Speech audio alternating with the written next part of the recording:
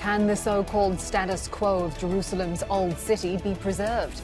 A long-standing agreement bans Jews from praying at the Aqsa Mosque Compound. But ultranationalist groups want that to change, and they're getting more political support. Why is the issue so contentious? This is Inside Story.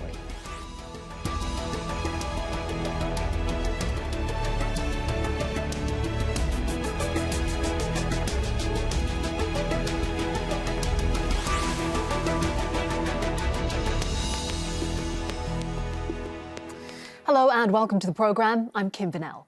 Tens of thousands of ultra-nationalist Israelis have marched through occupied East Jerusalem in what's being seen as the latest provocation against Palestinians. Every year, far-right Jewish groups mark the illegal occupation of East Jerusalem by holding what they call a Flag Day march. Some took part in an incursion in the Aqsa Mosque Compound and raised the Israeli flag. And some Jewish worshippers also prayed, violating a long-standing agreement preventing non-Muslims from holding religious rituals there. The Palestinian Prime Minister denounced what he called aggression. Such incursions have become increasingly common. Imran Khan reports from occupied East Jerusalem. Flags wave in what Israel says is a celebration and Palestinians call a provocation.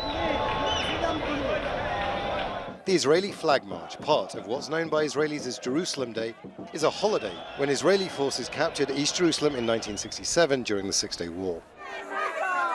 For Israel, it's victory. For the Palestinians, it's occupation.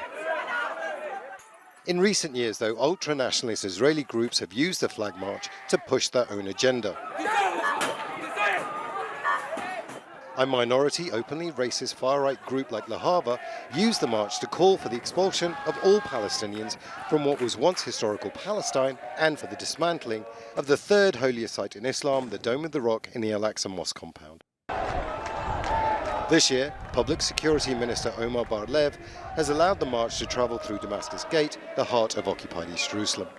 Hamas, which rules the Gaza Strip, is monitoring the situation. I think we as Hamas, we are not hesitate to use any means in order to stop and to deter the extremists from doing these big mistakes against our people and our Palestinians in the Aqsa Mosque or in Jerusalem. We think that Israel is doing now a big catastrophe in this region. Last year, the march, combined with the forced expulsions of Palestinians in the Sheikh Jarrah neighborhood, sparked the 11-day war on Gaza when Hamas threatened Israel with rockets. Mitchell Barak, an independent Israeli political consultant, says allowing the march to enter Palestinian areas is once again dangerous.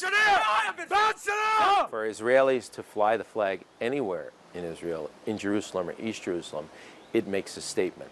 Israeli sovereignty is demonstrated there by the Israeli army, the Israeli police that is there and is deciding who can march, where can they march, what flag can be flown by which people. And that's going to be a boiling point. In areas outside of the old city, Palestinians clashed with Israeli police. Clashes also took place across the occupied West Bank, where the Israeli army used live fire and tear gas against unarmed Palestinians. Well, it seems that the marchers have actually dictated to the Israeli police how they're going to come in to Damascus Gate. They've opened up another route. This was never supposed to happen. There are only a few Israeli police here, despite a huge operation, security operation, across the city, and the Israeli police are simply overwhelmed. The marchers openly chanting hate slogans and proclaiming that this is a Jewish-only land. This young generation that are out in force believe that completely, and these people are the ones that are backing the Israeli government and keeping it in power. And as long as that's the case, they have a very loud voice at the heart of the Israeli government. Imran Khan, Al Jazeera, occupied East Jerusalem. The Aqsa Compound is one of the most volatile flashpoints in occupied East Jerusalem. For Muslims, it contains two of Islam's holy sites, the Aqsa Mosque and the Dome of the Rock. Jews call it Temple Mount, revering it as their first temple. They pray at the Western Wall. In 1967, Jordan and Israel agreed that the Waqf, or Islamic Trust, controls the compound, while Israel controls external security.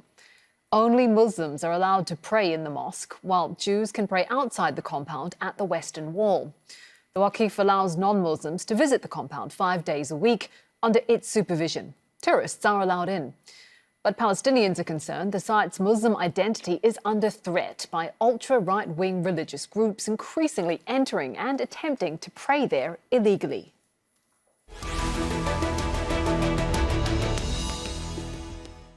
Let's bring in our guests. In Ramallah, in the occupied West Bank, Mustafa Barghouti is a Palestinian physician, activist and politician. He is Secretary General of the Palestinian National Initiative and a former information minister in the Palestinian government. In Tel Aviv, in Israel, Akiva Eldar is an author and contributing writer at Haaretz newspaper. And in Cambridge, in the United States, Rami Khouri is a syndicated columnist and professor of journalism at the American University of Beirut. A very warm welcome to you all. Gentlemen, thank you for joining us here on Inside Story. I'd like to start with you, Mr. Barghouti, if I may. Is the status quo being eroded at Al-Aqsa, and what does that mean for Palestinians? Of course, it was eroded and viciously. I mean, first of all, according to the existing agreements, the Israeli army has no right to enter the mosque or control who enters it or who leaves it. Actually, they have taken away that responsibility from the Waqf, and they are bringing in their troops inside the mosque, attacking Palestinians as they did frequently in Ramadan. But more than that, they allowed what is not allowable, which is certain Israeli Jewish people who entered the mosque did prayers in the mosque, which is a serious violation. They also rose Israeli flags, which is also not allowed. And they did that for several minutes under the supervision and observation of the Israeli army, who allowed them to do so. That's besides, of course, the attacks on Palestinians' peaceful worshippers. This has become a common practice. At one point in Ramadan, we had more than 200 people injured severely. One of them actually died because of the attacks of the Israeli army on worshippers. So this is a very serious erosion of existing agreements, and it is an attack on the status quo. But most important, it is an attack on the rights of the Palestinian people and on freedom of religion. Mr. Akiva Eldar, I'd like to cross over to you. As far as Yair Lapid is concerned, he says the status quo remains, Israel is committed to the status quo. But this is obviously a divided Knesset. How much support is there for keeping the status quo, for changing it? Is it a matter of there just not being adequate security to ensure that the agreement is upheld in the compound, or is there a willful movement to change the status quo there? Well, I think that there is one place in Jerusalem, maybe in the Middle East, which is more fragile and unstable than Haram Sharif at the Temple Mount. And this is the chair of Prime Minister Bennett. And I think that everything is part of the instability of the government. I think that this is why there is no question that Israel is violating the status quo. Thousands of Jews were allowed to go there to pray. And the fact of the matter is that there is no price tag to this, not in Middle East currency, diplomatic currency. We don't see any Gulf country calling their ambassador back, or the Jordanian flag taken down. The voices from Washington are also quite mild.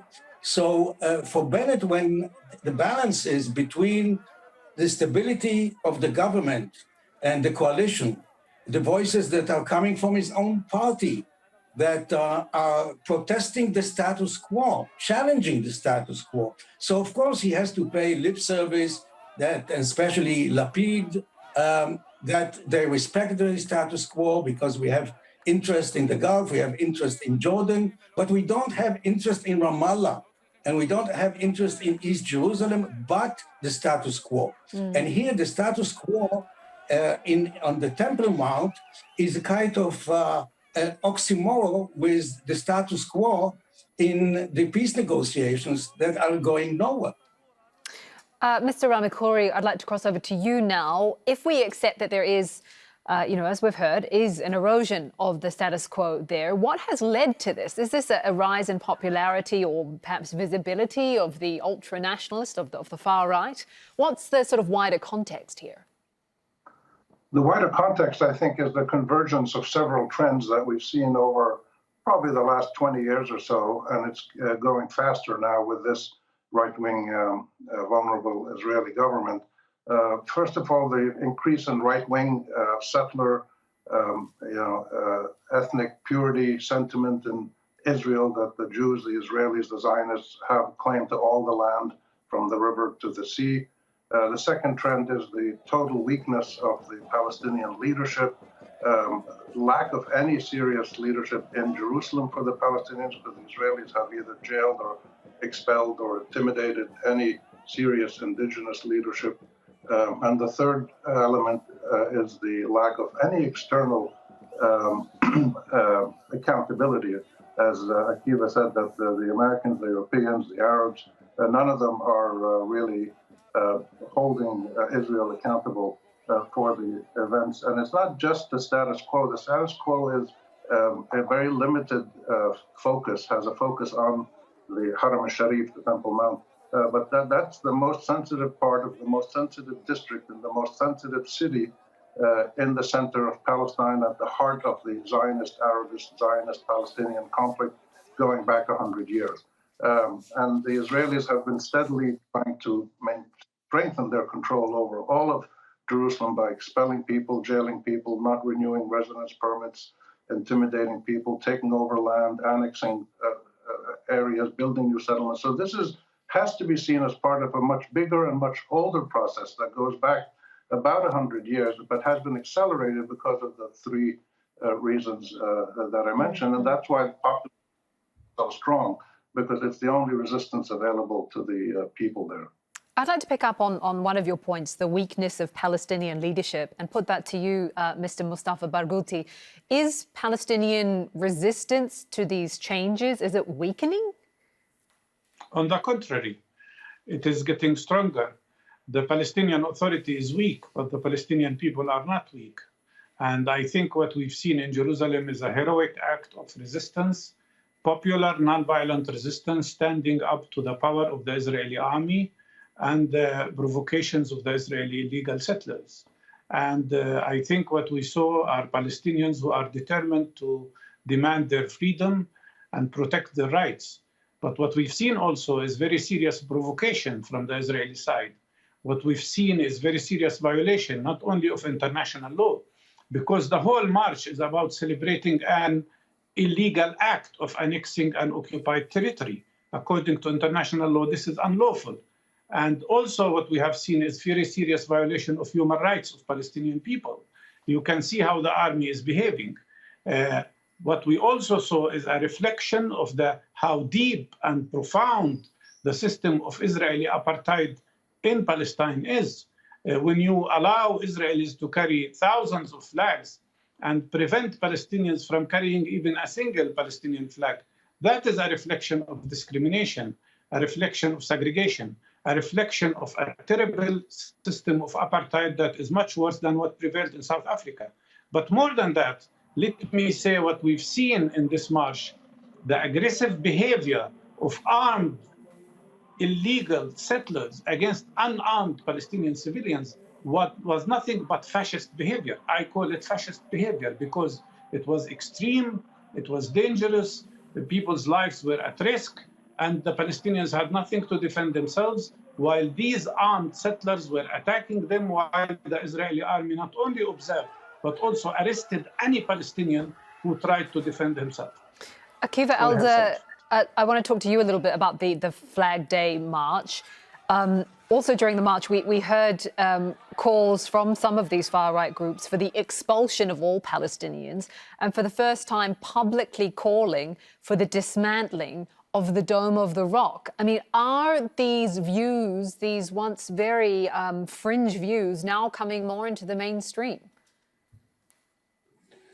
Actually, it's not the first time in the 80s, Jewish underground, members of the Jewish underground were arrested before they exercised their plan to bomb the mosques. I'm afraid that it's not a matter of a will, it's a matter of ability to do this. There are people who are being interviewed about it and they talk about it openly, that it's time to get rid of the mosque and the Palestinian, the Haram al-Sharif, and to build a third Israeli mosque. You could see yesterday children with T-shirts on the back of them. It's time to build the third mosque. Now, the other thing is that we give this government, which is completely aware of it, the benefits of being the alternative to Benjamin Netanyahu. If Netanyahu was prime minister, the Israeli left and the international community would be all over him. But since we are so happy that we have Lapid as foreign minister and not Itamar Ben-Gvir, because what we hear from the government is, what do you want? You want us to bring down this government headed by Bennett and Lapid, and to get Ben-Gvir as being the minister of police. So the Israeli public is intimidated both from the Hamas, who is warning to shoot rockets on Israel, on Tel Aviv, on Jerusalem, what happened 2 years ago, and intimidated by Netanyahu, who is provoking this government by sending those people and inciting the people against this government. So, and on the other hand, I see the weakness of the Palestinian Authority, because they are also kind of subcontractors of this government. And I remember I interviewed Professor Saeed Nusseibeh a few years ago, and he said, it's time to run for mayorship. And he said that he's considering. Now, you know, it's 55 years of the occupation of Jerusalem, and what we see from the Central Bureau of Statistics in Israel, that the Palestinians are now about 40% of the inhabitants of Jerusalem. And they have the right to write, and they can form a coalition with the Israeli Jewish left, and maybe even with the ultra-Orthodox, and they can build mosques wherever they want and stop building settlements in East Jerusalem. But they don't do this. For some reason, you know, I can just see, I want to pause you there because I can see Mustafa Barghouti would like to add something. Go ahead, Mr. Barghouti. Well, first of all, I want to say there is no real difference between Netanyahu and Naftali Bennett, or the government of Netanyahu and the government of Naftali Bennett. Naftali Bennett himself was a leader of settlers. He was the director of the regional council of the settlements. He himself is an extreme right-winger like Netanyahu. He was even the chief of staff for Netanyahu. And I think the rest of the Israeli government, I think it's shameful that some parties like Haaretz, who claim to be on the left, is supporting this government. And the same applies to Mansour Abbas, by the way, who's a Palestinian. I think these people have to bring down this government after this fascist behavior. But more important, I totally disagree with Mr. Akiva on the issue of municipality elections. No. If you don't want two-state solution, let's have one democratic state with equal rights for everybody, not municipality elections in Jerusalem under occupation, under a system of segregation and apartheid, and a law that says that self-determination in the land of Palestine is exclusive to Jewish people. No, you don't want two-state solution? Fine. Let's have one state solution, one democratic state solution, and not one apartheid state. In which case, we can run for a joint parliament, and that country will not be Jewish only. This is the reality if you want to speak about democracy, and not only be exclusive to elections in Jerusalem. This would be a big mistake, because that would mean that we Palestinians are accepting not only occupation, but also the rules of the system of apartheid. Rami Khouri, I'd like to come back to you and just pick up on something you spoke about earlier about sort of what repercussions there are for Israel failing to uphold the agreed status quo around the Aqsa Mosque Compound. Is sort of wider Arab resistance weakening, those that once purported to be strong defenders of the Palestinian cause, perhaps not so committed anymore? There's clearly a change among some Arab leaderships in countries that are afraid of their governments and rulers' continued ability to stay in power, and therefore cling to external support, mainly from the United States and now increasingly from Israel. These are countries that are essentially being de-sovereignized. They're losing their sovereignty. They can't make decisions about defense equipment they want to buy, where they get their water, where they get their food, without getting the approval of either the Israeli or the American government and the funds to do so. And therefore, there clearly is a decline in Palestinian supporting the Palestinian cause by a few governments. But the overwhelming majority of Arab people, which is repeatedly affirmed in public opinion polling, supports the Palestinian people and supports a fair two-state resolution or a single state, so that the Jewish Israelis who are in Palestine and in Israel can stay there, but they can't stay there as occupiers in an apartheid state. And the Palestinians must have their state, and their refugeehood must be resolved.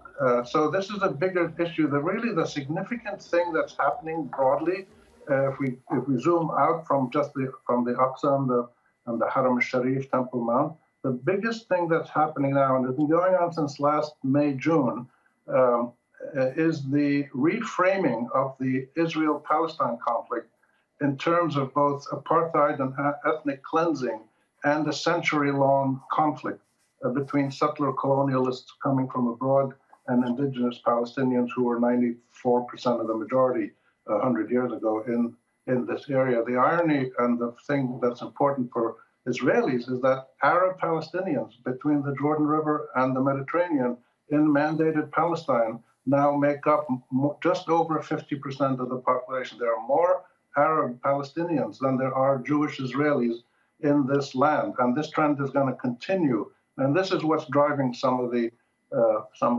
extremism. And one last point I'd add: increasingly significant is the trend we see here in the United States, where just the other day, 60 Congressmen and women put out a statement wrote a letter to the government in the U.S. to take a position on the ethnic cleansing that the Israelis are doing in Mustafa, which is the villages south of Hebron. So when you get 60 people in the American Congress publicly challenging the colonial policies of the Israelis, this is significant. It's not a majority, but it's starting to happen, and it's just mirrored all over the United States, where there's a greater demand for equal rights for Israelis and Palestinians, and this scares Zionists. We're nearing the end of the program, so I'd like to just pass back over to you, Mustafa Barghouti. Do you agree with that analysis about there being a reframing of everything and sort of how that's being communicated, I guess?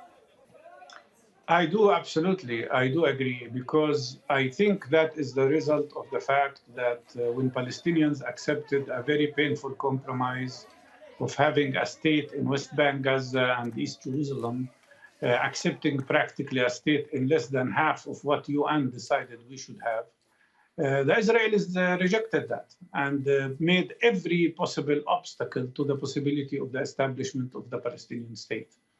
And that Israeli rejection, regardless of who was a prime minister in Israel, whether it was Yitzhak Rabin or Netanyahu or Sharon, the whole compromise. And because of that, I think Palestine, and with the settlement expansion, I think Palestinians are coming now to going back to the very roots of the issue, that this is one place and we are entitled to full equality, and we are entitled to remove the effects of the settler colonial system, and the issue of ethnic cleansing have to be addressed, which was practiced in 1948, forcing what is now 6.5 million Palestinian refugees. So I think, yes, I do agree, because I think Palestinians now see and believe that Israel does not want and did not want a historical compromise. All right, we'll have to leave it there for time. Thank you very much for joining us, Mustafa Barghouti, Akiva Eldar, and Rami Khouri. And thank you too for watching. You can see the programme again anytime by visiting our website, aljazeera.com. And for further discussion, go to our Facebook page. That's facebook.com/AJ Inside Story. You can also join the conversation on Twitter. Our handle is @AJ Inside Story. From me, Kim Vinnell, and the whole team here, bye-bye for now.